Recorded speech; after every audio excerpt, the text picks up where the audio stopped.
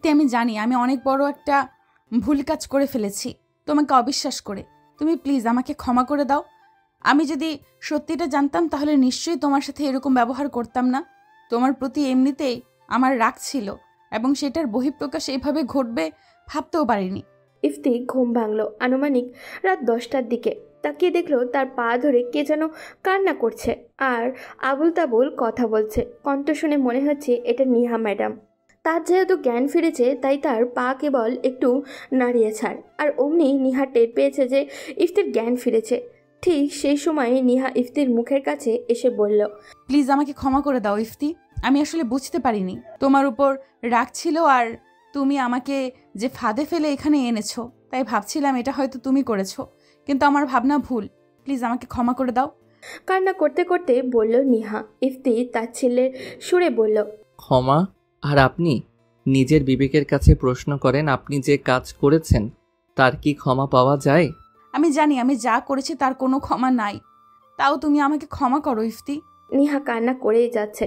ইফতি রেগে গিয়ে বলল, আপনার কি কোনো কমন সেন্স নেই যে আমার সাথে এক ঘরে থাকলো একটা ছেলে, তাও কিছু করলো না? সেই ছেলে কেমন হতে পারে? ক্ষমা তো আমি আপনাকে কোনো দিনই করব না। প্লিজ প্লিজ আমাকে ক্ষমা করো, বললাম তো ভুল হয়ে গেছে। না, কোনো দিন না। আর শোনেন, যেভাবে কাপড় পরেন তাতে মনে হয় আপনার সানি লিওন হওয়ার খুব ইচ্ছা। এতই যদি ইচ্ছা থাকে সবাইকে ওইভাবে না বুঝিয়ে আমাকে বললেন, আমি ব্যবস্থা করে দিব। আপনাকে বলছি একটু ভালোভাবে ভালো কাপড় পরবেন। ফ্রিতে আপনার শরীরকে মানুষকে দেখাবেন না। বাঘের থাবার সামনে মাংস রাখলেন আর পরে বাঘ খেয়ে নিলেই বাঘের সব দোষ। ইফতির কথা শুনে নিহা আরও বেশি কান্না করতে শুরু করে দিল। আবারও পা ধরে ক্ষমা চাইল, কিন্তু ইফতি উত্তরই দিল না। দেখতে দেখতে প্রায় রাত্রি 12টা বেজে গেল। তখন ইফতি খুব ক্ষুধা লেগেছে, বুঝতে পারছিল না সে এখন কি করবে। রুমে শুধু ইফতি আর নিহা। নিহা চেয়ারে বসে আছে ইফতির দিকে তাকিয়ে। সে মনে হয় ইফতির মুখ দেখেই বুঝে ফেলেছে যে ইফতির খিদে পেয়েছে, আর সে আসার সময় ইফতির জন্য খাবারও নিয়ে এসেছে, কিন্তু ইফতি তা জানে না। তারপর সে খাবার বের করতে লাগলো। বের করে ইফতির দিকে এগিয়ে দিল আর বলল, নাও খেয়ে নাও, বললেই তো পারো আমার খিদা লাগছে। আমি আপনার খাবার খাবো না, আর আমার খিদে নেই। মুখে এই কথা বললেও ইফতির খুব ইচ্ছা হচ্ছিল খাবার খেতে। এমনিতেও খিদা লাগছে, সে কেমন যেন হয়ে যায়। তখন নিহা আবারও বলল, না, তোমাকে খেতে হবে। না, আমি খাবো না। এই বলে ইফতি মুখ অন্যদিকে ঘুরিয়ে নিল। এবার নিহা যা করলো তার জন্য ইফতি কোনো দিনও প্রস্তুত ছিল না, আর কোনো দিন এমন কিছু ভাবেও নাই যে নিহা তার সাথে এটা করতে পারে। নিহা ইফতির মুখটা 2 হাত দিয়ে ধরে নিজের মুখের কাছে নিয়ে যাচ্ছিল।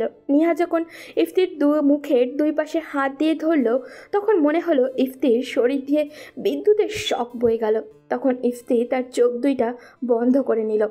তারপর নিহা ইফতির ঠোঁট তার ঠোঁটের উপরে নিয়ে গেল। তাদের 4টা ঠোঁট এক হয়ে গেল। তখন ইফতির চোখ 2টা বন্ধ। ইফতি চোখটা খুলে দেখলো যে তার ঠোঁটের সাথে নিহার ঠোঁট লেগে আছে। তারপর নিহা ইফতির ঠোঁট ছেড়ে দিয়ে বলল, নাও, তোমার স্বপ্ন আমি সত্যি করে দিলাম। এবার লক্ষ্মী ছেলের মতো খাবারগুলো খাও, না হলে কিন্তু আমি অন্য উপায় অবলম্বন করব। ইফতি তো নিহার কথা শুনে ভয় পেয়ে গেল আর ভাবতে লাগলো, এই মেয়েকে আর বিশ্বাস নেই, যখন যা খুশি তাই করতে পারে। তাই ভাবলাম খেয়ে নেই, খিদেও প্রচুর পেয়েছে। কিন্তু নিহার প্রতি তখনও ইফতির রাগ কমে নাই। সে যে করেই হোক তার অপমানের প্রতিশোধ সে নিবে। তারপর ইফতি খেয়ে নিল। ইফতি খাওয়ার সময় লক্ষ্য করলো নিহা তার দিকে একভাবে তাকিয়ে আছে, আর সে ইফতির খাওয়া দেখছে। ইফতি খেয়ে বুঝলো যে নিহা একদম পাক্কা রাঁধুনি। তারপর ইচ্ছা না থাকা সত্ত্বেও নিহার সাথে কথা বলল, আপনাকে অনেক ধন্যবাদ আমাকে খাবার খাওয়ানোর জন্যে। কি বলো? ধন্যবাদ পাওয়ার মতো তো আমিও কিছু করি নাই, আর দয়া করে আমাকে ক্ষমা করে দাও, আমি না বুঝে করেছি। ক্ষমা? আর আপনাকে কোনো দিনও না। যতদিন বেঁচে থাকবো ততদিন আপনি যা পাবেন তা হলো ঘৃণা। ইফতির এই কথা শুনে নিহা কান্না শুরু করে দিল আর দৌড়ে রুম থেকে বাইরে চলে গেল। বাইরে অপেক্ষা না করে হোটেলে চলে গেল। আর ইফতি ভাবছে কাল সকালে তো তারা ঢাকায় ফিরে যাবে, তাই হয়তো চলে গেল, হয়তো তার প্যাকিং করা বাকি আছে। ইফতি মনে মনে ভাবতে লাগলো, নিহা ম্যামকে আমি বোঝাবো কষ্ট জিনিসটা কেমন, মানুষ অপমানিত হলে কেমন লাগে। কিন্তু আবার পরক্ষণেই ভাবতে লাগলো, আসলে সে তো আর আমাকে নিজের ইচ্ছেই কিছু করেনি। যা করছে সেখানে অন্য কোনো মেয়ে হলেও তাই করত। শুধু শুধু তাকে কষ্ট দিয়ে কী লাভ? আর আমি তো তাকে ভালোবাসি। তাকে কষ্ট দিলে তো তার চেয়ে বেশি কষ্ট আমি পাবো। এসব কথা ভাবছিল ইফতি। এমন সময় ফোনটা বেজে উঠল। তাকিয়ে দেখে তার প্রাণের ছোট আপু অর্থাৎ রিয়া কল দিয়েছে। ইফতি কলটা ধরল। রিয়া একটু অভিমানী কণ্ঠে বলল, কিরে, বিয়ে করার আগেই বউকে পেয়ে আমাকে ভুলে গেলি? এখন তো বিয়ে পড়েই আছে। হ্যাঁ, ভুলেই গেছি। তুই কে যে তোকে আমার মনে রাখতে হবে? কি বলে তুই? আমি তোর কেউ না? না, তুই আমার কেউ না। ইফতি মজা করে বলতেছে, কিন্তু ওদিকে রিয়া ইফতির কথা শুনে কেঁদেই ফেলেছে। কাঁদতে কাঁদতে বলতে লাগলো, এখন তো আমি বড় হয়েই যাব। তুই তো তোর প্রেমিকাকে পেয়ে গেছিস, এখন কি আর আমার কথা মনে পড়ে? আপু, কাঁদিস কেন? আমি তো মজা করে বলছি। তোকে ছাড়া তো আমি একেবারে অচল। প্লিজ, তুই কান্না করলে আমিও কান্না করে দিব। আচ্ছা, সবই বুঝলাম। তোর সাথে তো সকালে কথা বলার তখন তোর কণ্ঠ এমন ছিল না। তোর কণ্ঠটা এমন লাগছে কেন? কি হয়েছে ভাই? কই, কিছু তো হয় নাই আমার। আর আমার কণ্ঠ তো পুরো ঠিক আছে। মনে হচ্ছে একটু ঠান্ডা লাগছে, তাই হয়তো আমার কণ্ঠটা এমন শোনাচ্ছে। আচ্ছা, আমাকে দেখে কি তোর পাগল মনে হয়? আমি কি বুঝি না ঠান্ডা লাগলে এমন হয়? তোর ঠান্ডা লাগে নাই, তোর অন্য কিছু হয়েছে। তুই লুকাচ্ছিস কেন? মানে কি লুকাবো আপু? কি মানে করছিস? কি হয়েছে বল, নইলে কিন্তু আমি কান্না করব। কিছু হয়নি আপু, সত্যি বলতেছি। শোন, তুই আমার কলিজার টুকরার ভাই, বল কি হয়েছে, নইলে কিন্তু আমি এক্ষুনি তোর কাছে যাওয়ার জন্য রওনা দিব। ইফতি বুঝলো উপায় নেই। তারপর সে তার আপুকে সব খুলে বলল। প্রথমে রিয়া প্রচণ্ড হাসলো, তারপর বলল, ওই মেয়ের কোনো ক্ষমা নেই। আগে তুই আয়, তারপর দেখিস ওই মেয়েকে আমি কি করি। ঠিক আছে, আর শোনো, কাল সকালে আমি আসছি। তুই বাবাকে একটু ম্যানেজ করিস। বুঝিসই তো, গণপিটুনি খাইছি, অনেক জায়গা কেটে গেছে। বাবাকে বলিস যে আমি অ্যাক্সিডেন্ট করছি। ঠিক আছে, আমি মা বাবাকে ম্যানেজ করব, তুই ভালোভাবে ফিরায়। ঠিক আছে, bye and love you my dear sister. Bye and love you too my dear brother. Ifti তার বোনের সাথে কথা বলে ঘুমিয়ে পড়ল। সকালে কোনো মেয়ের কোমল স্পর্শে ইফতির ঘুম ভেঙে গেল। চোখ খুলে তাকাতেই সে আবারও নিহাকে দেখে ক্রাশ খেলো। একটা কালো শাড়ি পরে এসেছে, সাথে ম্যাচিং করা ব্লাউজ। ইফতির কাছে মনে হচ্ছে তার স্বপ্নের নায়িকার চেয়েও বেশি সুন্দর হলো নিহা। প্রায় 2 মিনিট মতো নীরবতায় ইফতি এই কালো পরীর মধ্যে হারিয়ে গিয়েছিল। কিন্তু পরক্ষণেই আবার গতকালের ঘটনা মনে পড়তেই সব ভালো লাগা নিমেষেই আকাশে উড়ে গেল তার। নিহার ডাকে তার ঘোর কাটল। কি মিস্টার, তাইলে ঘুম ভাঙলো? আমি কতক্ষণ ধরে আপনাকে ডাকতেছি। আমি বললাম না যে আপনি আমার সাথে কথা বলবেন না? তাও কেন আমাকে ডাকছিলেন? আপনার সাহস তো কম না। আসলে সকাল 9টায় তো আমাদের গাড়ি, আর এখন 7টা বাজে। না উঠলে তো আবার আমরা গাড়ি মিস করব, তাই তোমাকে ডাকলাম। কেন? আমার চিন্তা আপনাকে করতে হবে না। আমার চিন্তা আমি নিজেই করতে পারবো। তুমি অসুস্থ তাই?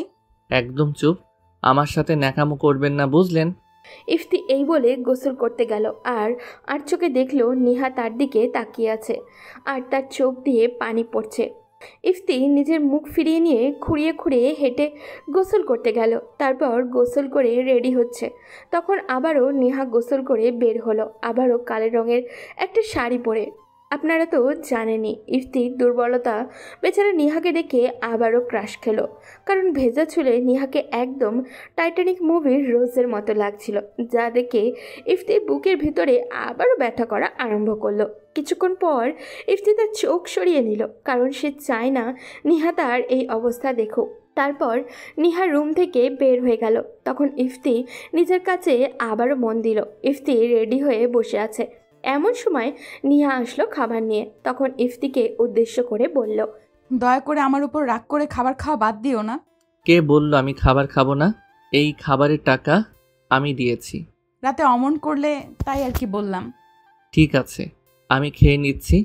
এরপর ইফতি খাবার খাওয়া শুরু করলো, আর চোখে দেখলো যে নিহা আয়নার সামনে বসে সাজুগুজু শুরু করেছে। একটু পর ইফতি দেখলো নিহা তার গলার হারটা হুক লাগাতে পারছে না। অনেকবার চেষ্টা করলো কিন্তু পারল না। এরই মধ্যেই ইফতির খাওয়া শেষ হয়ে গেছে, তাই উঠে গিয়ে ইফতি নিহার পিছনে গিয়ে হাঁটু গেড়ে বসলো। এতে অবশ্য তার একটু কষ্ট হচ্ছিল, কিন্তু তাও গিয়ে বসে নিহার হাতের মধ্যে তার হাতের 2টা আঙুল ঢুকিয়ে দিল। ইফতি খেয়াল করলো তার হাত নিহার হাতের মধ্যে রাখতেই নিহা তার চোখ বন্ধ করে ফেলছে। হয়তো ইফতির স্পর্শে নিহার অন্যরকম অনুভূতি হতে লাগলো। তারপর ইফতি হুক দুটো লাগিয়ে দিল। অবশ্য তার রাগ হচ্ছিল নিহার উপরে, কারণ এত বড় একটা মেয়ে যার আজ বিয়ে হলে কালকে মা হবে, সে কিনা নিজের গলার একটা মালা লাগাতে অন্য কারোর একজনের সাহায্য লাগে। সে কি আদৌ একজন মেয়ে না? আরও তার উপর তো ইফতির আগে থেকেই রাগ, তাই 2 রাগ মিলে ইফতির মুখ লাল হয়ে গেছে। ইফতির মুখ দেখে নিয়া বুঝল ইফতি খুব রেগে আছে, তাই সে আর কিছু বলল না। এরই মধ্যে সময় 8:30 পার হতে চলল, তাই রুম থেকে বের হতে লাগলো। কিন্তু ইফতির সারা শরীরে অনেক ব্যথা, তাই ঠিকমতো হাঁটতেও পারছিল না। যা থেকে নিহা এগিয়ে আসলো আর ইফতি একটা হাত তার ঘাড়ের উপর দিয়ে নিয়ে এলো। এতে ইফতির আরও রাগ বেড়ে গেল, তাই ইফতি নিজের শরীরের সমস্ত শক্তি দিয়ে হাত বাইরে আনতে চেষ্টা করলো, কিন্তু তার শরীরের দুর্বলতা হওয়ার কারণে নিহার শক্তির সাথে পেরে উঠছিল না। তাই শেষ পর্যন্ত হার মেনে নিল আর লক্ষ্য করলো নিহা তাকে শক্ত করে ধরে রেখেছে যাতে ইফতি পড়ে না যায়। এজন্য ইফতি রাগ বেড়ে গেল আর বলতে শুরু করলো, আপনি কি ভেবেছেন আমাকে এইভাবে একটু সাহায্য করলে আমি সব ভুলে যাব আর আপনাকে ক্ষমা করে দিব? এটা যদি ভেবে থাকেন তো আপনি ভুল ভাবছেন। তুমি আমাকে ক্ষমা করলেও আমি জানি আমি যা করেছি তার কোনো ক্ষমা নেই। আমি আসলে এখন যা করছি এটা এমন কোনো কাজ না যার জন্য তুমি আমাকে ক্ষমা করে দিবে। তুমি আমার ছাত্র এই ভেবে এখন সাহায্য করতেছি, আমার দরকার নাই তোমার ক্ষমার। এরই মধ্যে তারা বাস স্ট্যান্ডে পৌঁছে গেল।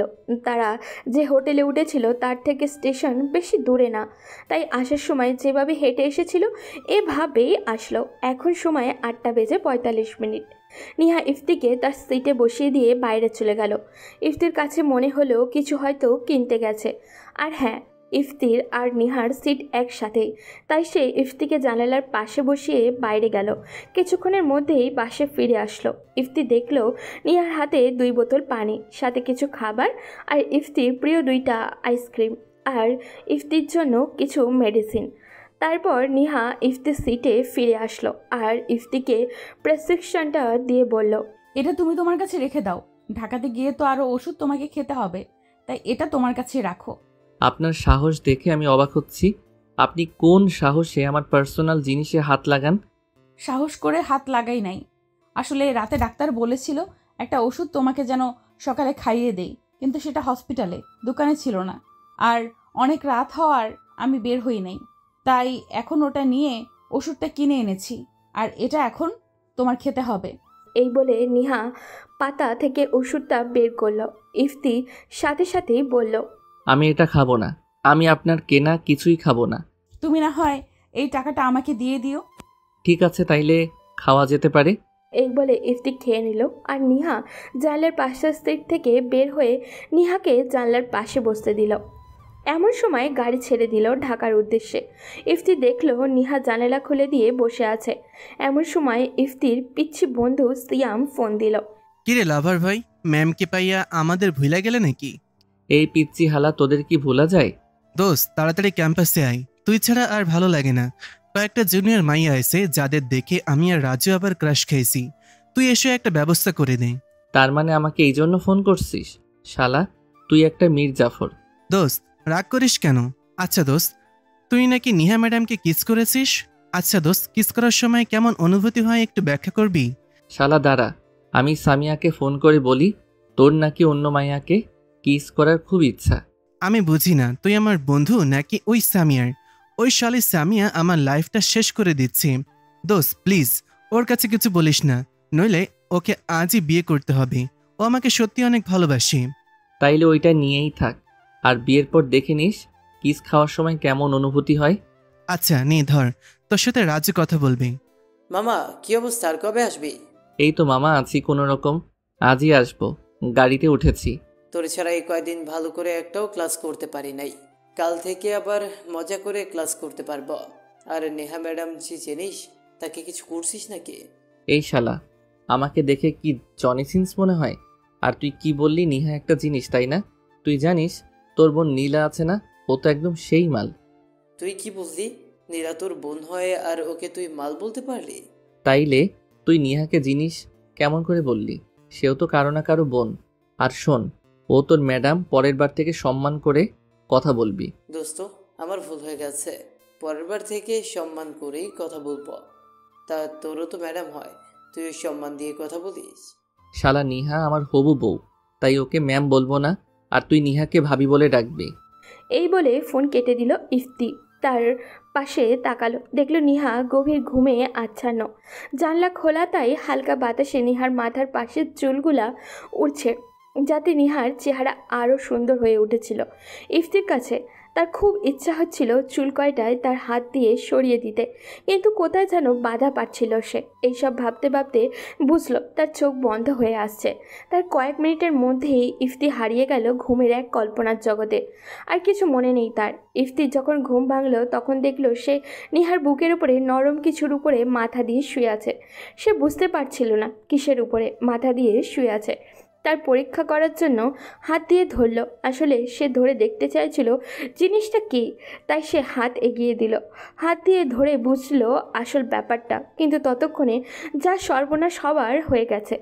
ইফতির হাতের স্পর্শে হয়তো নিহা জেগে গেছে, তাই দেখার জন্য মাথা উপরে তুলতেই ইফতি দেখলো নিহা তার মুখের দিকে অগ্নি দৃষ্টিতে তাকিয়ে আছে। এই দেখে ইফতি লজ্জায় তার মুখ নিচে করে ফেললো আর ভাবতে লাগলো, আমি এটা কি করে ফেললাম? Please god forgive me. আমি এটা বুঝে শুনে করি নাই। একটা প্রবাদ বাক্য আছে না, যে যেখানে বাঘের ভয় সেখানেই সন্ধ্যা হয়? এটা কি সত্য না হয়ে পারে? আর আমি হলে তো কথাই নেই, সব প্রবাদ আমার উপরে পড়বেই। কেন যে কৌতূহলী হয়ে চেক করতে গেলাম? আমি কি এতই বোকা? তারপর কোনো মতে ইফতি মুখ উপরে তুলতেই ঠাস ঠাস ঠাস করে 4টা শব্দ। ইফতির মনে হলো তার মুখে কে যেন 5 কেজি ওজনের পাথর দিয়ে বাড়ি দিল। তারপর নেহা বলতে শুরু করলো, এই ছেলে, তোমার কি লজ্জা শরম কিছুই নাই? তুমি জানো তুমি আমার কোন জায়গায় হাত দিয়েছিলে? তুমি একটা স্টুপিড। তুমি আমার ওই জায়গায় হাত দিলা, আর হাত দিয়ে চাপ দিয়ে দেখলা। তুমি একটা ফাজিল। আমি আসলে ইচ্ছে করে করি নাই, কৌতূহল বশত করে ফেলছি। দয়া করে ক্ষমা করে দেন। ক্ষমা? আর তুমি জীবনেও না। আমি আসলে ইচ্ছে করে চাপ দেই নাই, শুনেন। ইফতি সম্পূর্ণ বলার আগেই নিহা চেঁচিয়ে বলল, চুপ বেহায়া নির্লজ্জ। খারাপ কাজ করে আবার চিৎকার করে বলছো? তুমি কি বড় হবা না? তুমি আমার সব নিয়ে নিলা, এখন আমার কি হবে? আমাকে আর কেউ বিয়ে করবে না, আমাকে কেউ মাইরা লাও। এই বলে নিহা কান্না করা শুরু করে দিল। এখন আসলে ইফতির খুব খারাপ লাগছিল। ইফতি ভাবছিল সে এটা কি করলো, সে এমন কাজ কি করে করতে পারলো। আর লজ্জায় নিহার দিকে তাকানোর শক্তি আর সাহস ইফতির হচ্ছিল না। আর মনে মনে বলতে লাগলো, আর কেউ বিয়ে না করলে আমি আছি, আমি করব। ইফতির কথা বলার সাহস ছিল না। তখন এমন সময় তার ভাইয়া ফোন দিয়ে বলছে সে নাকি গাড়ি পাঠিয়ে দিয়েছে। এই শুনে ইফতি ঘড়ির দিকে তাকিয়ে দেখে রাত 9টা প্রায় বেজে গেছে, আর ঢাকাতেও পৌঁছে গেছে তারা। এখন শুধু নামার স্থান আসার বাকি। তারপর নির্দিষ্ট স্থানে ইফতি আর নিহা নামলো। তারপর ইফতি দেখলো ড্রাইভার গাড়ি নিয়ে দাঁড়িয়ে আছে। ইফতিকে দেখেই তার দিকে এগিয়ে এসে ইফতির ব্যাগ নিয়ে গাড়িতে রাখলো আর বলল, চলুন, বাড়িতে আপনার আম্মাজান আপনার জন্য অপেক্ষা করতেছে। ইফতি গাড়িতে বসার জন্য প্রস্তুত হলো। তারপর নিহার দিকে তাকিয়ে দেখে সে গাড়ি পাচ্ছে না, তাই তার দিকে এগিয়ে গেল। চলুন আপনাকে আমি নামিয়ে দেই। না লাগবে না, আমি গাড়ি পেয়ে যাব। এত রাতে একটা গাড়িও পাবেন না। আর বুঝেনি তো এত রাতে এখানে কারা থাকে? তুমি কি আমাকে ভয় দেখাচ্ছ? যা ভাবেন আপনি। ইফতি এই কথা বলার পর নিহা বলল, ঠিক আছে তাহলে চলো। ইফতির ব্যথা অনেকটাই কমে গেছে নিহার দেওয়া ওষুধ খাওয়ার পর, কারণ অ্যান্টিবায়োটিক ছিল, তাড়াতাড়ি কাজও করেছে, তবে এখনও পুরোপুরি কমেনি। তারপর নিহাকে নিয়ে গাড়িতে ওঠালো ইফতি, আর ড্রাইভার করিম চাচাকে বলল, চাচা আপনার বাসা তো এখানেই, আপনি এখান থেকে বাড়িতে চলে যান, আজ আমি ড্রাইভ করব। তারপর করিম চাচা ইফতির কাছে গাড়ির চাবি দিয়ে চলে গেল। তারপর ইফতি নিহাকে নিয়ে গাড়িতে উঠে ড্রাইভিং সিটে বসালো আর নিহাকে পাশের সিটে বসালো। ইফতি নিহাকে বলল, বেলটা বেঁধে নিন। সেও ইফতির কথা শুনে বেঁধে নিল। ইফতি শুরু করলো ড্রাইভিং। প্রথমে একদম আস্তে আস্তে আসছিল। এমন সময় নিহা বলে উঠল, তোমার গাড়ির চাইতে তো রিকশায় গেলে এর চেয়ে দ্রুত চালাতো। তুমি ভয় পাও গাড়ি দ্রুত চালাতে, কাপুরুষ কোথাকার। এই কথা শুনে ইফতির রাগ হয়ে গেল, তার মুখ লাল হয়ে গেছে নিহার কথা শুনে। তারপর শুরু করলো টান টান এক টানে গাড়ির স্পিড 80 কিলোমিটার। ইফতিকে এত দ্রুত গাড়ি চালাতে দেখে নিহা বলল, এই কি করছো, আস্তে চালাও। আমি কাপুরুষ, আমি দ্রুত গাড়ি চালাতে ভয় পাই, এখন আবার আস্তে চালাতে বলেন কি জন্য? নাকি ভয় পাচ্ছেন? আমি ভয় পাচ্ছি না। এই কথা শুনে ইফতি আরও স্পিডে আরও বাড়িয়ে দিল গাড়ি। এমন সময় সামনে থেকে একটা ট্রাক আসছিল, যা ইফতি খেয়ালও করেনি নিহার সাথে কথা বলার জন্য। ইফতির গাড়ির স্পিড বেশি থাকার কারণে যে ব্রেক করার টাইম পেল না, তাই তাদের গাড়ি আর ট্রাকটার সামনাসামনি সংঘর্ষ হতেই বসলো। নিহা চোখ বন্ধ করে মৃত্যুকে আলিঙ্গনের অপেক্ষায়, কিন্তু কয়েক মুহূর্ত পর্যন্ত বুঝলো কিছুই হয়নি। চোখ মেলে তাকিয়ে দেখলো ইফতি এক সাইড দিয়ে বের হয়ে গেছে একটা গালি দিয়ে। এমন সময় ইফতি লক্ষ্য করলো নিহা তার বাম হাত জড়িয়ে ধরেছে। ইফতির বাম হাত নিহার বুকের মাঝখানে সোজা। তখন ইফতির অনুভূতি কেমন ছিল সেটা সে বর্ণনা করে বোঝাতে পারবে না। তখন ইফতির বাম হাত কাঁপতে শুরু করলো, কী জন্য তা বুঝতে পারল না সে নিজেই। নিহা যেহেতু ভয় পেয়ে ইফতির হাত জড়িয়ে ধরেছে, তাই ইফতি স্পিড কমিয়ে দিল। তখন নিহা ইফতির হাত ছেড়ে দিয়ে বলল, তুমি আসলেই সত্যিকারের পাগল, এত জোরে কেউ গাড়ি চালায়?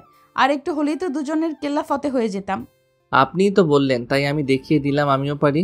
আমার দেখা হয়ে গেছে, তুমি কেমন পারো। ততক্ষণে নিহার বাড়ির সামনে এসে ইফতি গাড়ি ব্রেক করলো। অবশ্য ঠিকানা নিহা নিজেই দিয়েছিল, না হলে ইফতি কিভাবে চিনবে। 30 মিনিটের রাস্তা তাড়া করে চলে আসলো মাত্র 15 মিনিটে। ইফতি গাড়ি থামিয়ে দিয়ে নিহাকে বলল, নেন, এবার নামেন, আপনার বাসায় পৌঁছে গেছি। নিহা নেমে গেল আর যাওয়ার সময় বলল, ধন্যবাদ আমাকে লিফট দেওয়ার জন্য। এই বলে বাড়ির ভিতরে চলে গেল আর ইফতি নিহার যাওয়া দেখতে লাগলো। নিহা যখন বাড়ির ভিতরে চলে গেল, তখন ইফতি আবারও গাড়ির টান দিয়ে বাড়ির গেটের সামনে এনে হর্ন দিল। হর্ন দেওয়ার সাথে সাথে রিয়া বের হয়ে আসলো। ইফতি গাড়ি থেকে নামতেই তাকে জড়িয়ে ধরে কান্না করতে করতে বলল, কিরে ভাই, তোর কোথায় লেগেছে বল আমাকে? তোর খুব কষ্ট হচ্ছে না? তুই কি এখন হাঁটতে পারবি? আপু, আমাকে এবার বলতে দিবি নাকি শুধু তুই বলে যাবি? আচ্ছা বল, কি বলবি? রিয়ার কান্না দেখে ইফতিরও কান্না পেয়ে গেল। সেও কান্না করতে করতে বলল, আমার কিছু হলে তুই খুব কষ্ট পাস, তাই না আপু? শুধু কষ্ট পাই না, তোর কিছু হলে আমি যে বাঁচবো না ভাই। এই বলে রিয়া ইফতিকে জড়িয়ে ধরল। তখন ইফতি বলল, আমার কিছু হয় নাই, আমি ঠিক আছি, এবার তো ঘরে চল। এই বলে ইফতি রিয়াকে জড়িয়ে ধরে হেঁটে ঘরে আসলো। এসে দেখলো সবাই খাবার টেবিলে বসে আছে। ইফতির মনে হচ্ছিল তার জন্য অপেক্ষা করছে। তাকে দেখে সবাই ফ্রেশ হয়ে আসতে বলল। রিয়া ইফতিকে ঘরে নিয়ে দিয়ে আসলো। ইফতি ফ্রেশ হয়ে এসে সবার সাথে কথা বলে খাবার খেয়ে নিল। খাবার খাওয়া শেষ করার পর তার বোন তাকে রুমে নিয়ে গিয়ে সব জিজ্ঞাসা করলো। তখন ইফতি তার আপুকে বলল, সব কাল বলবো, এখন আমি ঘুমাবো, খুব ক্লান্ত আমি। এই কথা বলতে রিয়া ইফতিকে শুয়ে দিয়ে লাইট অফ করে, তারপর ইফতি আস্তে আস্তে তার চোখ বন্ধ করতে লাগলো। একসময় ঘুমের রূপকথার জগতে হারিয়ে গেল ও। পরদিন সকালে রাজুর ফোনের শব্দে ঘুম ভেঙে গেল ইফতির। কলটা ধরতেই রাজু বলল, কিরে দোস্ত, তুই কই? তাড়াতাড়ি ক্যাম্পাসে আয়, নইলে তোর নায়িকা আর আমাদের ভাবির চাকরি চলে যাবে। হোয়াট? কী সব আবল তাবল কথা বলতেছিস শালা? তোর ভাবির চাকরি চলে যাবে কেন? এত কিছু জানি না, তাড়াতাড়ি তুই আয়, নইলে কিন্তু সব শেষ। আচ্ছা, তুই দপ্তরির কাছে যা আর আমার কথা বল, দেখ উনি সব বলবে, তারপর তুই আমাকে কল করে বল।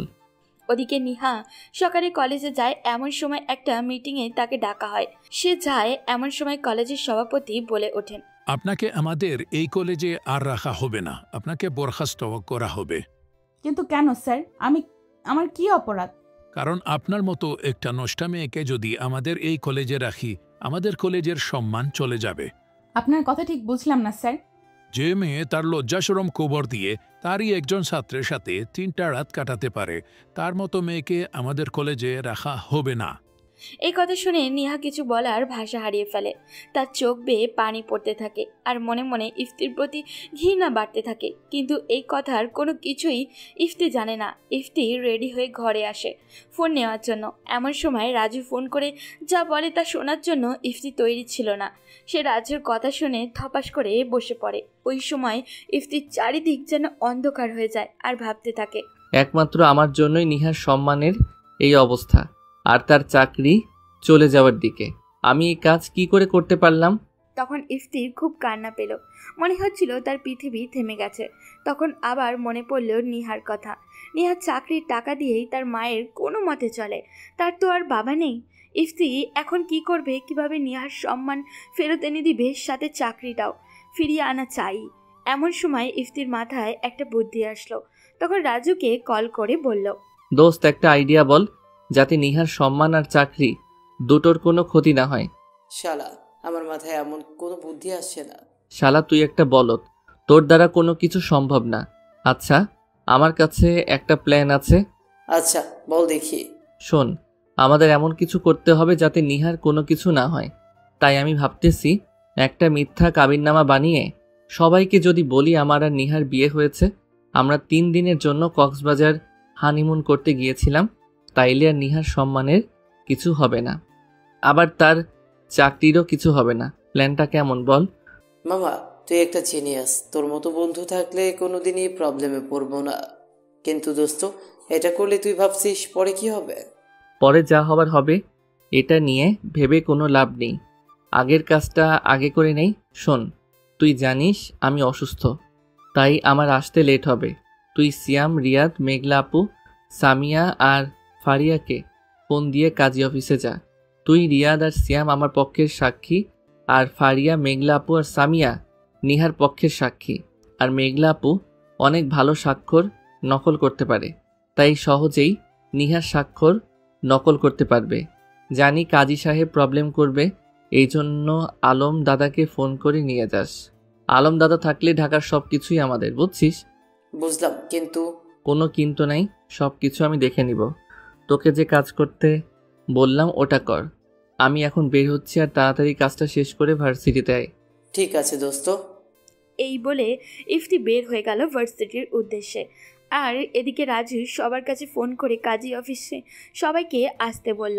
সবাই ঠিক সময় চলেও গেল। গিয়ে বলতেছে সবাই রাজুকে আজ কার বিয়ে। কারো বিয়ে না, এটা একটা প্ল্যান, তোদের হেল্প লাগবে।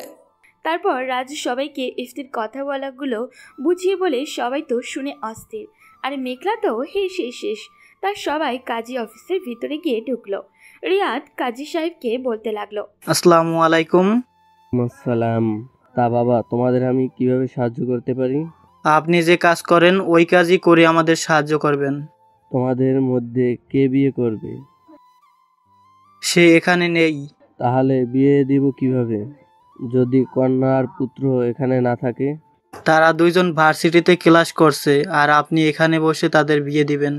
সেটা কিভাবে? আর বাবা, আমি তোমাদের কথা কিছুই বুঝতেছি না। আপনার এত বোঝা লাগবে না। এমন সময় রিয়াদকে মেঘলা একটা ধমক দিয়ে বলল চুপ করে থাকতে। তখন মেঘলা বলতে লাগলো, আসলে আমার এক ছোট ভাই একজনের চাকরি বাঁচানোর জন্য সেই মেয়েকে মিথ্যা বিয়ে করতেছে। মানে আমাদের একটা মিথ্যা বিয়ের সার্টিফিকেট লাগবে, এর জন্য যত টাকা চান পাবেন। আমাকে দেখে তোমাদের পাগল মনে হয়? আর তোমরা জানো তোমরা ধরা পড়লে কি হবে? আর আমি জেনে শুনে কারো জীবন নষ্ট করতে পারবো না। ও কাজী সাহেব, দয়া করে সমাধান করে দেন। এখন আসতে পারো তোমরা, আমি এসব পারবো না। বুঝছি, সোজা আঙুলে ঘি উঠবে না। রাজু, আলম দাদাকে কল কর। রাজু আলম দাদাকে কল করলো। আলম সাহেব ফোন ধরতেই রাজু বলল, দাদা, ইফতি আপনাকে কল করে কিছু বলছে? হ্যাঁ বলেছে, 5 মিনিট দাঁড়াও, আমি আসতেছি। 5 মিনিট পর আলম সাহেব আসলো এবং ভিতরে গেল। গিয়ে কাজী সাহেবের সামনে দাঁড়িয়ে পড়ল। কি কাজী সাহেব, ছোট ভাইদের কি যেন লাগবে, আর আপনি নাকি তা দিচ্ছেন না? এই বলে আলম সাহেব তার কোমর থেকে একটা পিস্তল বের করতে বসলো। কাজী দেখেই তাড়াহুড়ো করে বলল, ওরে বাবা, ওরা তোমার নাম নিল তো, আমি তখনই দিয়ে দেই। এসো বাবা, তোমাদের যা যা লাগবে নিয়ে যাও। তখন মেঘলা কিছুটা হেসে বলল, ঠিক আছে, আপনি লিখেন কাবিন 1,99,001 টাকা, আর বাকি কাজগুলো তাড়াতাড়ি শেষ করেন। আর কোথায় কোথায় স্বাক্ষর করা লাগবে বলেন, করে দিচ্ছি। তারপর কাজী সব কাজ শেষ করে বললেন বর আর কন্যার স্বাক্ষরের কথা। মেঘলা নিহার সাইন নকল করলো, আর সিয়াম করলো ইফতির নকল স্বাক্ষর। তারপর নিহার পক্ষের সাক্ষী হয়ে সাইন করলো মেঘলা। ফারিয়া আর সামিয়া আর ইফতির পক্ষের সাক্ষী হয়ে সাইন করলো আলম সাহেব, সিয়াম, রিয়াদ আর রাজু। এরপর মেঘলা কাজী সাহেবকে কয়েক হাজার টাকা দিল, কিন্তু সে নিতে চাইল না। আলম দাদার ধমকের শেষ পর্যন্ত নিতে বাধ্য হলেন। এরপর সবাই ভার্সিটির দিকে রওনা দিল। অন্যদিকে ইফতি ভার্সিটিতে পৌঁছেই আবির ভাই মানে তাদের ভার্সিটির ভিপিকে কল করলো। আসসালামু আলাইকুম ভাই। ওয়ালাইকুম আসসালাম। আজ সূর্য কোন দিকে উঠেছে যে ইফতি আমাকে কল করেছে? তা বলো, কেমন আছো তুমি? ভালো নাই ভাই, হেল্প লাগবে। এই বলে সব খুলে বলল তাকে। তখন আবির বলল, দাঁড়াও, আমি আসতেছি।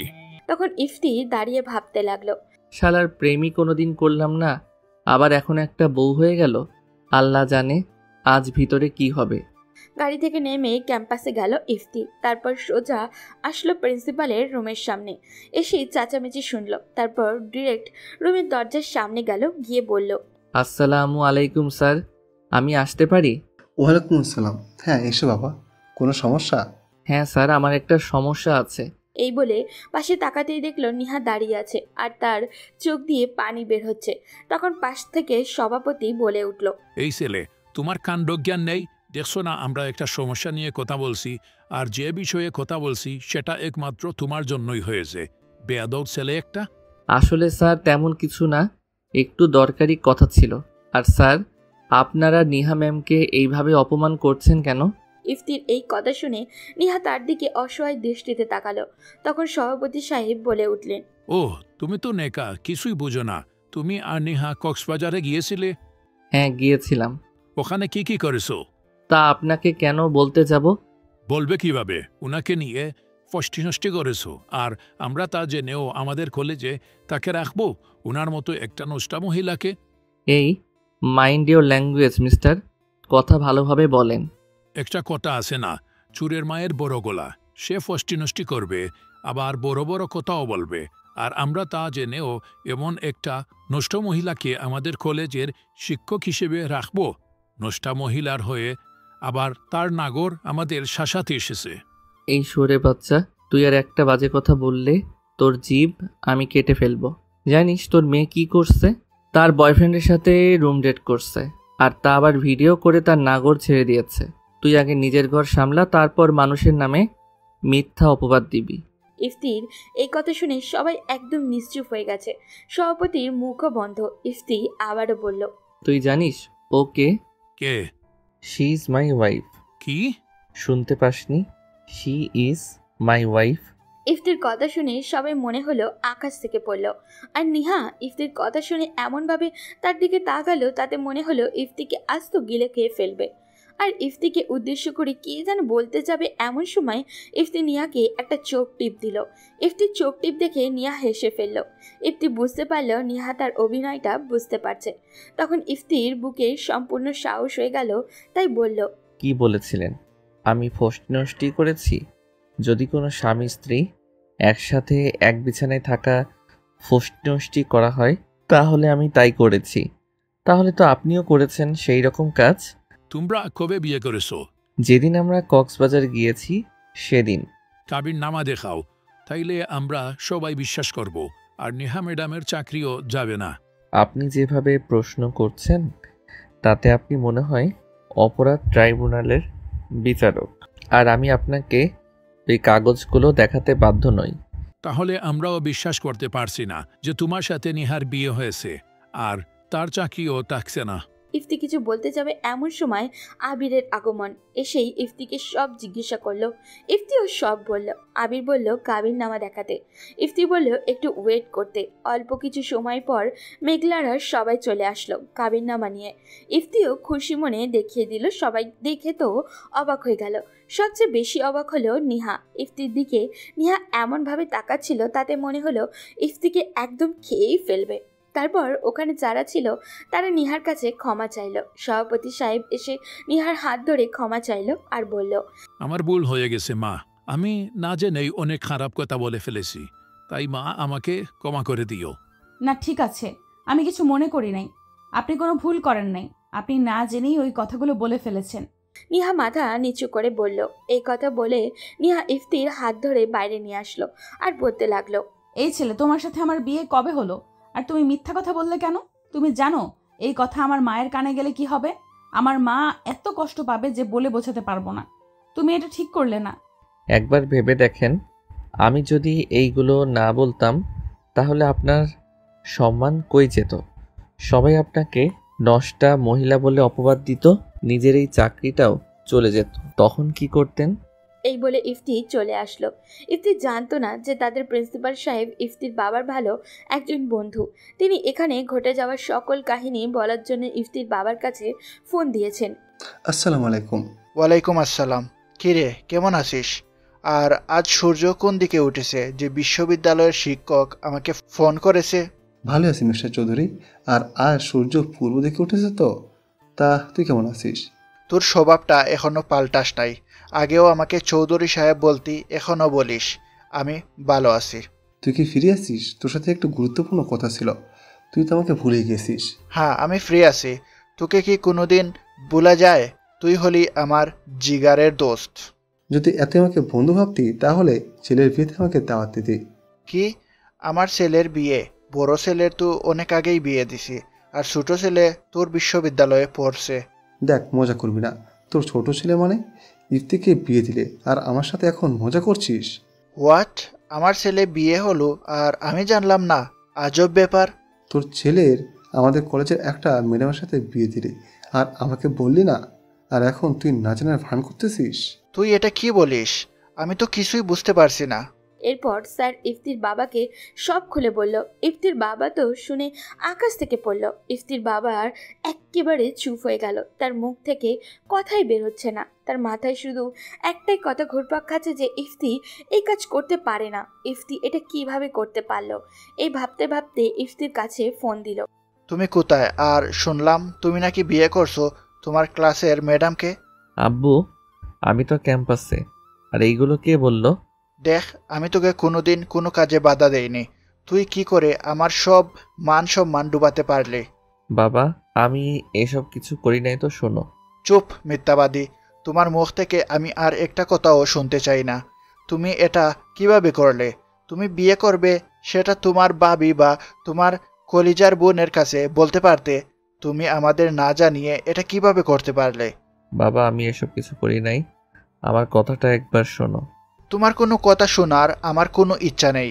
আর তুমি এই বিষয়ে আমার কাছে আর কিছু বলতে আসবে না। আসলে আমি বলে যাব যে আমার ছোট কোনো ছেলে আছে। এই বলে ইফতির বাবা ফোন কেটে দিল। তখন ইফতি তো আকাশ থেকে মাটিতে পড়ল। তার মাথা কাজ করা বন্ধ করে দিয়েছে। ইফতি কি করবে কিছুই মাথায় আসছে না, শুধু চিন্তা করতেছে। আমি কি করতে চাইলাম আর কি হয়ে গেল? আমি আমার ফাঁদেই পড়ে গেলাম। এখন কি হবে? না পারতেছি আপন কাউকে সত্যি কথাটা বলতে, না পারছি বিয়ের কথাটা অস্বীকার করতে। অস্বীকার করলে আবার নিহার চাকরি চলে যাবে। এইসব ভাবতে ভাবতে সিঁড়ির উপরে বসে পড়ল ইফতি।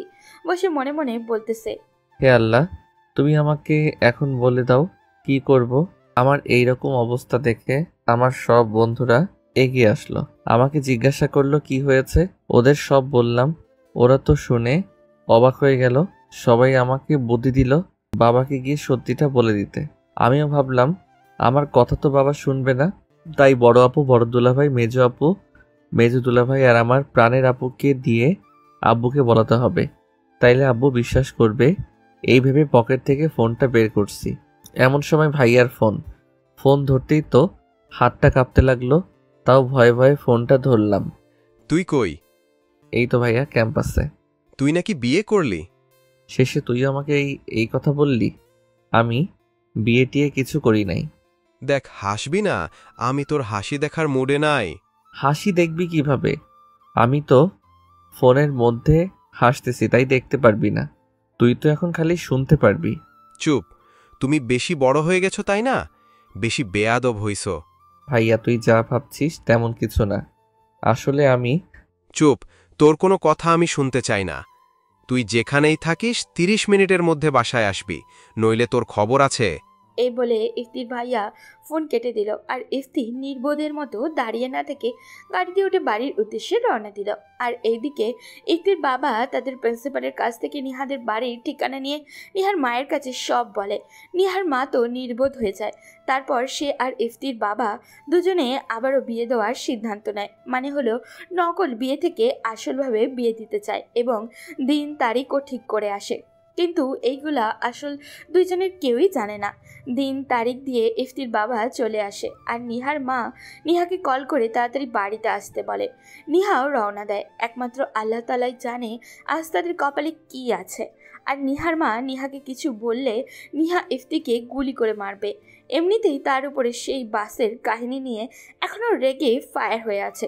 আল্লাহ আমাকে রক্ষা করো, নইলে আমি শেষ। এইসব ভাবতে ভাবতেই ইফতি বাড়িতে পৌঁছালো। তারপর গাড়ি থেকে নেমে বাড়ির ভিতরে গিয়ে দেখলো তার ভাবি, আপু আর মা বসে গল্প করছে। ইফতি কেবলই তার মায়ের সামনে গিয়েছে, এমন সময় ঠাস ঠাস করে শব্দ হলো। কি ভাবছেন কেন ঠাস ঠাস শব্দ হলো? কারণ ইফতির মা আর তার আদরের ছোট বোন দুইজন ঠাস ঠাস করে ইফতির 6টা চর মারল। তখন ইফতির মনে হলো তার মুখের ওপর দিয়ে চর বয়ে গেল। ইফতি তো কিছু বলার সাহস হারিয়ে ফেলেছে, কারণ কথা না বললেই 6টা, আবার যদি কথা বলে মনে হয় কয়েক ডজন হজম করতে হবে তাকে। ইফতির খুব কান্না পাচ্ছিল, কারণ ছোটবেলা থেকে এত জোরে কেউ ইফতিকে মারেনি। নিহা মেরেছিল, কিন্তু আস্তে। তার মা আর তার কলিজের টুকরা বোন তাকে এত জোরে চড় মারল, ইফতি তো বিশ্বাসই হচ্ছে না। তাই সে তার মায়ের দিকে তাকিয়ে আছে আর চোখে দেখলো তার ভাবি তার পক্ষ নিয়ে কি যেন বলতে চাচ্ছে, কিন্তু পারছে না, কারণ কিসে যেন বাধা পাচ্ছে। এমন সময় ইফতির মা বলতে শুরু করলো, এতদিন মনে করতাম তুই আমার সন্তান, তোকে নিয়ে আমার গর্ব হতো, আর আজ মনে হচ্ছে তোর মতন কুলাঙ্গারকে জন্ম দিয়ে আমি সবচেয়ে বড় ভুল করেছি। ইফতির দম বন্ধ হয়ে যাচ্ছে। তখন তার মা আবারও বলল, তোর লজ্জা করলো না এমন একটা কাজ করতে? তুই আমাদের সম্মানকে নিলামে তুলে দিলি। নিজে এখনো পড়াশোনা করিস বাবা ভাইয়ের টাকায়। একদিন অফিসে যেতে বললে লাট সাহেব পারে না, আবার সে বিয়ে করেছে, তাও আবার তার থেকে 3 বছরের বড় মেয়ে। তোর লজ্জা করলো না এমন একটা কাজ করতে? মা আমার কথাটা একবার শোনো, তারপর আমাকে যে শাস্তি দিবা আমি তা। ইফতিকে ধমক দিয়ে থামিয়ে তার মা বলতে লাগলো, চুপ কর কুলাঙ্গার, তোর কথা আমার শুনতে মন চাচ্ছে না। তুই বল, তোর জীবনে যা চেয়েছিস তার কোনো কিছু কি আমি বা তোর বাবা অপূর্ণ রেখেছি? তুই বিয়ে করবি ভালো কথা, তুই আমাকে কিংবা তোর ভাবিকে বলতে পারতি। তুই কেন আমাদের না জানিয়ে বিয়ে করলি বল? আমি বিয়ে করি নাই। ইফতির মা তাকে আবারও ঠাস ঠাস করে 2টা চড় মেরে দিল। ইফতি চড় খেয়ে মুখ 2 হাত দিয়ে ঢেকে রাখলো। তখন তার মা আবার বলতে শুরু করলো, আমাদের সাথে তো প্রতারণা করলি, এখন আবার আরেকটা মেয়ের জীবন নষ্ট করতে যাচ্ছিস। তোর মায়ের কাছে মিথ্যা বলতে তোর লজ্জা করছে না বেয়াদব ছেলে? এই বলে ইফতির মা কান্না করতে করতে উপরে চলে গেল। এমন সময় রিয়া তার হাত ধরে ঘরে নিয়ে গিয়ে ঠাস ঠাস করে আবারও 2টা চড় মেরে দিল। ইফতি শুধু দর্শকের মতো দেখতে লাগলো আর ব্যথাটা অনুভব করতে লাগলো। কিরে, তুই না আমার কলিজার আপু, তুই আমাকে এত জোরে থাপ্পড় মারলি। এই বলে আমি কেঁদে ফেললাম। তুই আমাকে একদম কলিজার আপু বলবি না, বলে রিয়াও কেঁদে ফেললো, কারণ রিয়া ইফতির চোখে পানি দেখতে পারে না। কেন তোকে আমি আপু বলবো না? কারণ আমি যদি তোর আপু হতাম তাহলে তুই যে হানিমুন করতে গিয়েছিলি সেটা আমাকে বলতি। আপু তেমন কিছু হয় নাই। তাহলে তুই বল কি হয়েছে? আর তুই বিয়ে করলি ভালো কথা, আমাকে জানালি না কেন? তুই জানিস যে আমি তোর সব বিষয়ে সাপোর্ট করি, তাহলে বললি না কেন? আপু শোনো, আমার আর নিহার বিয়েই হয়নি, হানিমুন কি করে হবে? তারপর ইফতি কলেজের কাহিনী পুরো বলল রিয়াকে। তুই আমার কাছে মিথ্যা বলতেছিস? তোর থেকে তো আমি এটা আশা করিনি। এই বলে রিয়া বাইরে চলে যেতে বসলো। এমন সময় ইফতি রিয়ার হাত ধরে টান দিয়ে তার সামনে নিয়ে এসে রিয়ার মাথায় হাত রেখে পড়ল। আপু আমাদের বিয়ে হয়নি, এই তোর মাথায় হাত রেখে বলছি। এরপর ইফতি রিয়ার কাছে আজ সকালের সব কাহিনী বলল। রিয়া শুনে বলল, আমার ছোট ভাইটা যে এত বড় হয়ে গিয়েছে এটা কোনোদিন ভাবিনি। এরপর রিয়া ইফতির মুখের দিকে তাকিয়ে কেঁদেই দিল আর ইফতির মুখে হাত দিয়ে বলল, তোর খুব ব্যথা লেগেছিল আমার থাপ্পড়ে, তাই না? এই বলে হাও মাও করে কাঁদতে লাগলো আর বলতে লাগলো, আমি কি জন্য আমার ভাইকে মারলাম আমার এই হাত দিয়ে? এই বলে রিয়া ইফতির মুখে আবারও হাত দিল। এবার ইফতি আর নিজেকে ধরে রাখতে পারল না, তার আপুর গলা জড়িয়ে ধরে কান্না শুরু করে দিল আর বলল, তুই না আমার লক্ষ্মী আপু, তুই মারবি না তো আমাকে কে শাসন করবে? আমার কিছুই হয়নি, কান্না করিস না প্লিজ। তারপর রিয়া ইফতিকে ঘরে রেখে কে যেন আনতে গেল, বলে গেল না। এইদিকে নিহা বাড়িতে এসে দরজায় নক করলো। নিহার মা এসে দরজা খুলে দিয়ে ভিলেন মার্কা একটা হাসি দিয়ে নিহাকে ঘরে ঢুকতে দিল। নিহা তার মায়ের মুখ দেখেই বুঝে যে কিছু অবশ্যই তো আছে, নইলে নিহার মা এই ভিলেন মার্কা হাসি দিত না। এই ভাবতে ভাবতে নিহা ঘরের ভিতরে ঢুকলো। এমন সময় নিহার মা নিহাকে জিজ্ঞাসা করলো, তোর থেকে এমনটা আশা করিনি। এই বলে নিহার মা নিহাকে কয়েকটা ঠাস ঠাস থাপ্পড় মেরে দিল। নিহা মুখে হাত দিয়ে করুণ দৃষ্টিতে তার মায়ের দিকে তাকিয়ে আছে, আর নিহার চোখ দিয়ে টপ টপ করে পানি পড়ছে। আমি কি করেছি যে তুমি আমাকে মারলে? তুই আবার আমাকে জিজ্ঞাসা করতেছিস? নির্লজ্জ মেয়ে, তোকে নিয়ে আমি গর্ব করেছিলাম, আর তুই আমার মুখে চুনকালি মাখিয়ে দিলি। আমি তো তোমার কথা কিছুই বুঝতে পারছি না, আর আমি কি করে তোমার সম্মান মাটিতে মিশিয়ে দিলাম? নেকা, কিছু তুমি বুঝো না, তাই না? তোর লজ্জা করছে না? যা করছিস তা আবার তুই তোর মার মুখ থেকে শুনতে চাইছিস? এতটা নিচে নেমে গেলে কবে? মা, আমি কি করছি বলবা তো? তোর লজ্জা করছে না এটা বলতে? প্লিজ অ্যাট লাস্ট বলো আমি কি করছি। ঠিক আছে, তুই আমাকে না জানিয়ে বিয়ে করেছিস তোরই একজন ছাত্রকে। মা, এসব কিছুই করি নাই, ও আমার চাকরি বাঁচানোর জন্য মিথ্যা বলছে। তোর কোনো কথাই আমি শুনতে চাই না। ওই ছেলের বাবা এসেছিল আজ মঙ্গলবার, আগামী শুক্রবার তোর আর ওই ছেলে মানে ইফতির বিয়ে। এই কথা শুনে নিহা তো রেগে ফায়ার, আর মনে মনে বলছে, ইফতি তোকে আমি গিলে খাবো, তোর জন্য আমার এখন বিয়ে করতে হবে। নিহা তার মায়ের দিকে তাকিয়ে অসহায়ভাবে বলল, মা, আমি এখন বিয়ে করব না। কি বললি তুই? বললাম তো আমি এখন বিয়ে করতে পারবো না। তুই বিয়ে করবি আর তোর বাবাও বিয়ে করবে? ঠিক আছে, তাহলে বাবাকে ফোন করে আসতে বলি, আর বলি মা তোমাকে আবার বিয়ে দিবে। তুই না খুব বেয়াদব হয়ে গেছিস। এমনিই তো আমাদের মান সম্মান মাটিতে মিশিয়ে দিয়েছিস। যাও বা একটু আছে, তাও কি তুই মাটিতে মেশাতে যাচ্ছিস? তুই পালিয়ে বিয়ে করেছিস, এখন আমরা দুই পরিবার মিলে তোকে আর ইপ্তিকে বিয়ে দেব, আর তুই বিয়ে না করার জন্য নাটক করছিস। আমি কোনো নাটক ফাটক করছি না, আর আমি বিয়ে করি নাই, ওটা মিথ্যা কথা। তুই বিয়ে করিস নাই, তাহলে ওই কাবিননামা কি মিথ্যা? আর তোরা যে কক্সবাজারে গিয়ে একই ঘরে একই বেডে থেকে আসলি, ওটাও কি মিথ্যা? তোকে আমি চিনি, তুই বিয়ে না করে কোনোভাবেই একই বেডে থাকতিস না। আমি জানি না ইফতি কিভাবে ওই কাবিননামা বানাইছে, তুমি বিশ্বাস করো আমি বিয়ে করি নাই। আর আমি ওর ম্যাডাম হয়ে যদি ওকে বিয়ে করি তাহলে সবাই আমাকে নিয়ে কি ভাববে? আর ওর থেকে আমি কমপক্ষে 3 বছরের বড়। দেখ, নাটক করবি না, তোর বিয়ে এখানেই হচ্ছে, ব্যাস এটাই ফাইনাল। আর তুই সেটা আগে ভাবিস নাই যে তুই ওর থেকে 3 বছরের বড়? এই বিষয় বাদ, কালকে থেকে ছুটি নিবি, আর 3 দিন পর তোর বিয়ে, তাই সব কিছু গুছাতে হবে। এই বলে নিহার মা নিহার কাছ থেকে চলে গেল, আর নিহা হাঁ করে তার মায়ের যাওয়ার দিকে তাকিয়ে রইল। আর নিহা মনে মনে বলতে লাগলো, শালা রিফতি, তোর সাথে তো আমার বিয়ে হচ্ছেই, কোনোভাবেই তো আর আটকাতে পারবো না। তোর জন্য এত তাড়াতাড়ি আমাকে বিয়ে করতে হচ্ছে, তাও আবার আমার থেকে 3 বছরের জুনিয়র। আর আমার ছাত্রকে একবার বিয়ে হয়ে তোর বাড়িতে যায়া নেই, তারপর তোকে বোঝাবো কত ধানে কত চাল। তোকে আমি বুঝিয়ে দিব বিয়ে করলে কেমন লাগে, আর সেটা যদি হয় আমাকে হয় তাহলে তো কোনো কথাই নাই। আর তোকে আমি এমনভাবে জ্বালাবো যে তোর 7 জন্মে বিয়ে করার শখ মিটে যাবে। তোকে এত কষ্ট দেব যে তুই আমাকে ছাড়তে বাধ্য হবি। নিহা মনে মনে এই বলতেছে আর রাগে ফুলছে। আর এদিকে বেচারা ইফতি বসে আছে আর ভাবছে নিহা তাকে কি করবে, এমনি তার উপরে রেগে আছে ওই গাড়ির ঘটনার জন্য। এমন সময় রিয়া আসলো বরফ নিয়ে। 8-9টা থাপড় খেয়ে মুখ লাল হয়ে গেছে, তাই রিয়া বরফ লাগিয়ে দিচ্ছে। আর ইফতি রিয়ার দিকে তাকিয়ে দেখলো রিয়া হাসছে। কি রে আপু, মুচকি মুচকি হাসতেছিস কেন? কাহিনী কি? তুই বুঝবি না। তুই বললেই বুঝবো, বল দেখি কি কাহিনী। আমার একটা ছোট্ট ভাইয়ের বিয়ে, আর আমি খুশি হব না? কি? আমার বিয়ে এই বয়সে? হ্যাঁ, তোমার বিয়ে। নিজে যখন পালিয়ে বিয়ে করেছিলে তখন মনে ছিল না যে তোমার বিয়ের বয়স হয় নাই? এখন ঠেলা সামলাও।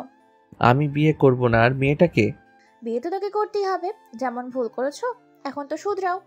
আর মেয়েটা কে হতে পারে তা ভালো করেই জানিস। মেয়েটা হলো তোর ম্যাডাম নিহা।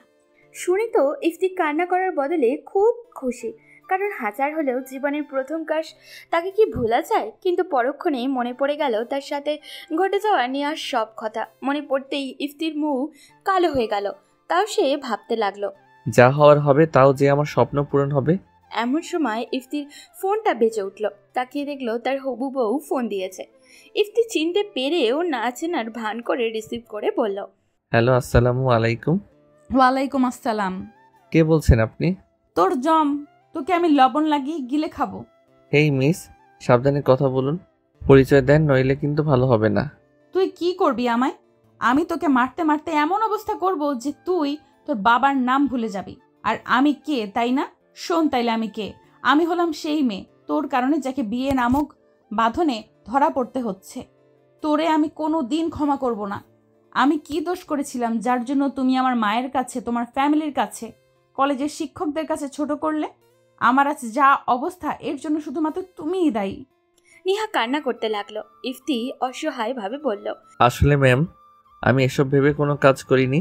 তাইলে তুমি কি সব ভেবে কাজ করেছিলে?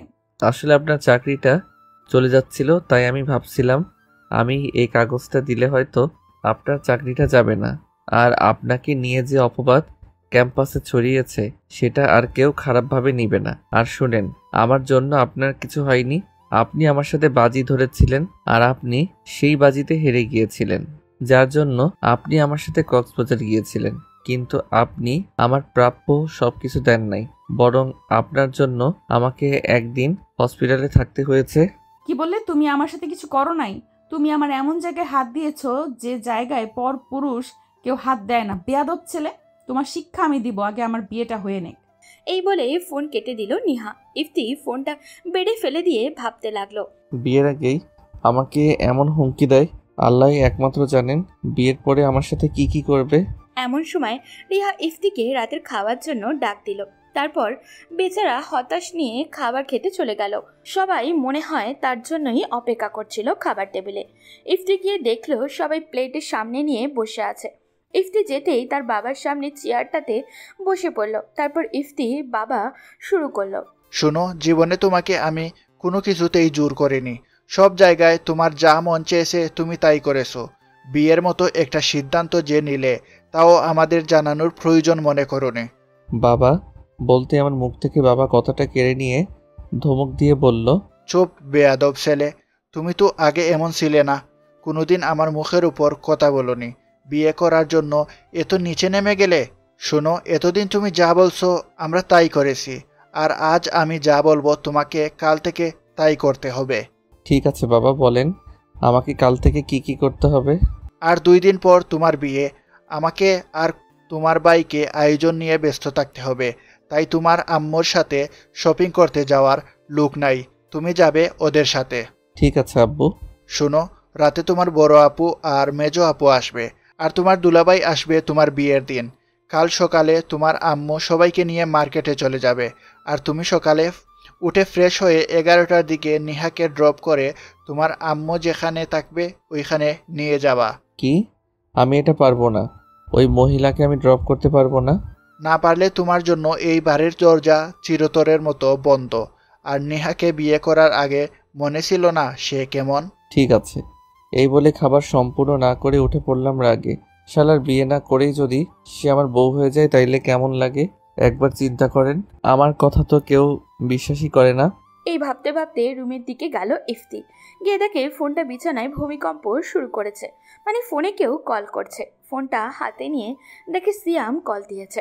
মামা আজ কেমন দিলাম সবাই মিলে? যা দিছো মামা সারা জীবন ভুলতে পারবো না। কেন মামা, কি হয়েছে? আর কইস না, নিহার সাথে আমার বিয়ে শুক্রবারে। কি? এটা কি করে সম্ভব? আমি কি স্বপ্ন দেখছি নাকি বাস্তবেই আছি? শালা আমাকে নিয়ে মজা করিস, সব বাস্তব। শালার প্রিন্সিপাল আব্বুকে সব বলে দিছে। প্রিন্সিপাল তোর বাবাকে চিনে কিভাবে? শুধু চিনে না, তারা দুইজন আমাদের মতো বেস্ট ফ্রেন্ড। সিয়াম শুনে তো অবাক। তারপর ইফতি সিয়ামকে সব খুলে বলল। এতে সিয়ামও ভেবেচাকে খেয়ে গেল। এরপর স্বস্তি নিয়ে বলল, মামা সমস্যা নাই, তুমি তাও তো তোমার ভালোবাসাকে পেলে, আর সেটা তোমার প্রথম ক্রাশ লাইফের। হ্যাঁ তা ঠিক, তবে আমার সাথে এখনই যেমন বিহেভ করে আল্লাহ জানে বিয়ের পরে আমার সাথে কেমন করে। আরে মামা টেনশন করো না, যখন তুমি ম্যামের স্বামী হবা তাই তখন তোমার সাথে ভালো ব্যবহারই করব, তুমি দেখে নিও। মামা তোমার মুখে যেন ফুল চন্দন পড়ুক, তোমার কথাই যেন সত্যি হয়। তা মামা আমাদের ট্রিট কখন দিচ্ছ? ট্রিট? কিসের ট্রিট মামা? কি বললি শালা, তুই একটা হারামি শালা। তোর জন্য এত বড় কাজ করলাম আর তুই বিয়ে করেছিস তাও ট্রিট দিবি না? আর আমরা একটা গার্লফ্রেন্ড নিলে তোকে ট্রিট দিতে হয়? শালা পাক্কা হারামি তুই। আরে মামা রাগ করিস কেন, দিব, ট্রিট দিব। তোদের না দিলে কাদের দিব বল? তোরা আমার জিগারের দোস্ত, সবাইকে কল করে বলে দে কাল রাতে আমি ট্রিট দিব। কারণ তোরা না থাকলে কোনোদিন এটা সম্ভব হতো বল, তাই কালকেই ট্রিট দিব। ওকে মামা, যামু, বাই। বাই পিচ্ছি মামা। ফোন কেটে দিয়ে মনে মনে বলতে লাগলাম, শালার আমি এত বড় বিপদে না পড়লে বুঝতেই পারতাম না যে আমার বন্ধুরা আমাকে এত ভালোবাসে, আমার জন্য তারা এত কিছু করতে পারে। এমন সময় বাবা এসে বলল আমাকে নাকি আপুদেরকে আনতে বাস স্ট্যান্ডে যেতে হবে। তাই আমি বেশি দেরি না করে একটা শার্ট গায়ে দিয়ে গাড়ি নিয়ে বের হলাম। 30 মিনিটের মধ্যেই পৌঁছে গেলাম বাস স্ট্যান্ডে। সেখানে গিয়ে কানে হেডফোন গুঁজে গান শুনতে শুনতে আপুদের জন্য অপেক্ষা করতে লাগলাম। গান শেষ হবার আগেই টের পেলাম আমার দুইটা কান দুই দিকে কে যেন টেনে ধরছে। আমি তখন বুঝলাম আমার কপালে আজ থেকে অনেক কষ্ট আছে। ইফতির বড় আপু আর মেজো আপু দুইজন মিলে তার দুই কান টেনে ধরেছে। তার বড় আপু অর্থাৎ হিয়া ডান কান আর মেজো আপু অর্থাৎ দিয়া তার বাম কানটা ধরে টান দিচ্ছে। ইফতি তো হেব্বে ব্যথা লাগছিল, তাই আর কন্ট্রোল করতে না পেরে বলে উঠল, এরে মাগো আমাকে মেরে ফেললো। এই কথা শুনে আশেপাশে সবাই তার দিকে তাকিয়ে একটা মিষ্টি হাসি দিয়ে চলে গেল। এমন সময় হিয়া বলে উঠল, কি রে পাজি, এত বড় হলি কবে যে আমাকে না জানিয়ে একাই বিয়ে করে নিলি?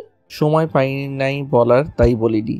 মিথ্যা বললাম কারণ কেউ আমার সত্য কথা বিশ্বাস করবে না, তাই ওদের কথার সাথেই তাল মিলিয়ে বলে যাচ্ছি। তা এখন সময় পাবে কিভাবে? সে তো এখন নায়ক হয়ে গেছে, বর্তমানে বিল গেটসের ছেলের মতো জীবনযাপন করে, তাই আর আমাদের কাছে কিছু বলার প্রয়োজন মনে করে না। আমাদের তো বিয়ে হয়ে গেছে, বিয়ে হয়ে গেলে তো বোন পর হয়ে যায়। দয়া করে এমন করে বলিস না, আমার খুব কষ্ট হয়। আর আমাদের মনে হয় কষ্ট হয় নাই? তুই যে আমাদের না জানিয়ে বিয়ে করে নিলি, জানিস আমরা কতটা কষ্ট পেয়েছি? এই বলে হিয়া কান্না করতে করতে ইফতিকে জড়িয়ে ধরল। দিয়াও কিছু বলতে পারল না, সেও ইফতিকে জড়িয়ে ধরেই কেঁদে দিল।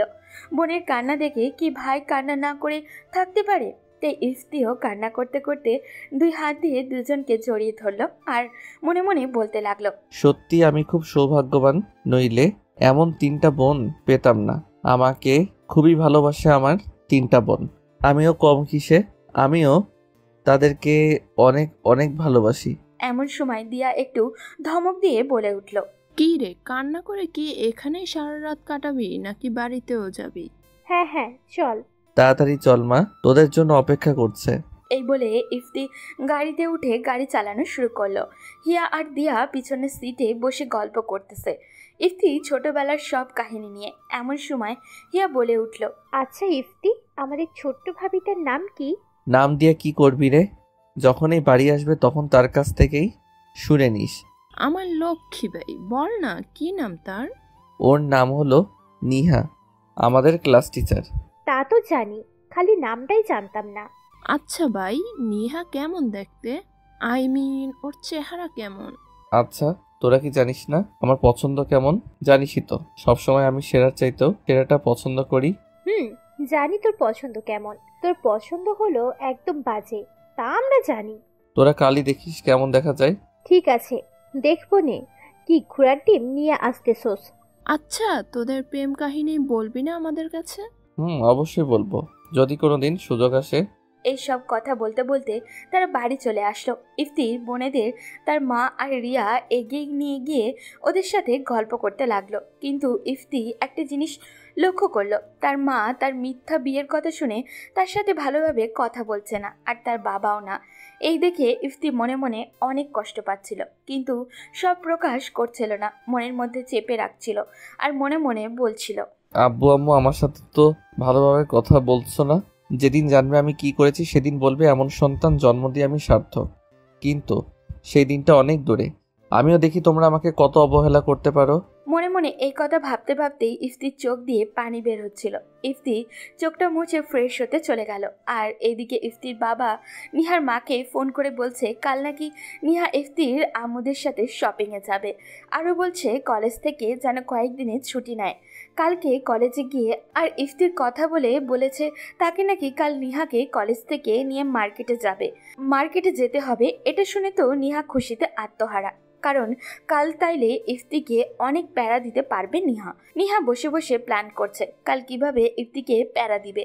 অনেকক্ষণ ভাবার পরে হঠাৎই বলে উঠল, পেয়ে গেছি। এই কথা আবার নিহার মা তার রুম থেকে শুনতে পেয়ে বলল, কিরে কি পেয়ে গেছিস? কিছু না আম্মু। তাইলে এমন চিৎকার করে উঠলি কেন? এমনি। এই কথা শুনে নিহার মা মনে মনে বলতে লাগলো, মেয়েটা বিয়ে করে আসলেই পাগল হয়ে গেছে। এই বলে মুচকি একটা হাসি দিয়ে তিনি ঘুমের প্রস্তুতি নিলেন। এদিকে নিহা ফোনটা হাতে নিয়ে বলতেছে, শালার জুনিয়র বর কাল থেকে তোকে টর্চার শুরু করব। তোকে এমন টর্চার করব যে তুই সারা জীবন ভুলে যাবি বিয়ের কথা। কালকে তোর 12টা বাজাবো মিস্টার ইফতি। নিহা আর ইফতির সম্পর্কটা কোথায় গিয়ে দাঁড়াবে?